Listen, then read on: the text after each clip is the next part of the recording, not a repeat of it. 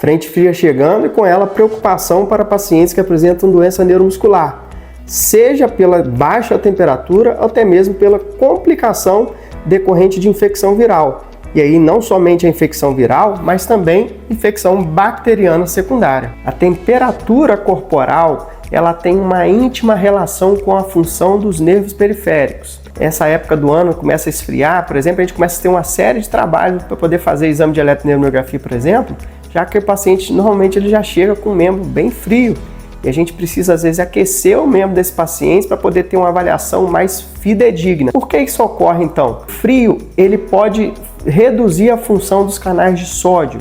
Isso traz uma modificação na função desse nervo, que também pode ser traduzida como uma piora dos sintomas do paciente. Tem paciente que pode apresentar mais fraqueza muscular nesse período, tem paciente que pode apresentar mais dor nesse período do que o normal. Além disso, esse período é momento de circulação de vírus. Esses vírus que causam as famosas viroses que levam à gripe, pode complicar com pneumonia. Para paciente que tem doença neuromuscular, sempre um grande problema. Por quê?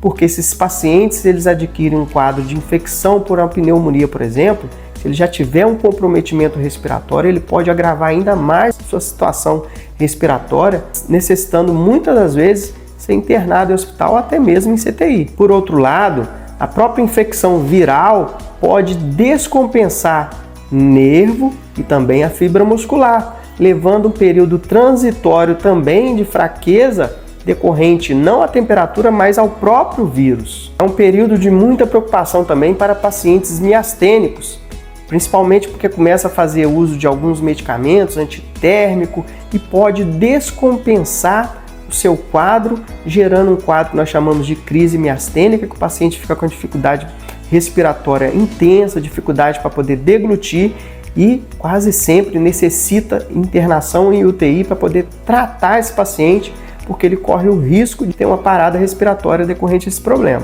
Além disso, existem neuropatias que descompensam somente no frio. O exemplo é o CANOMAD. CANOMAD é um tipo de neuropatia causado por aglutinação das aglutininas a baixa temperatura. O paciente costuma apresentar sintomas. Como lidar então nessa situação se você tem doença neuromuscular?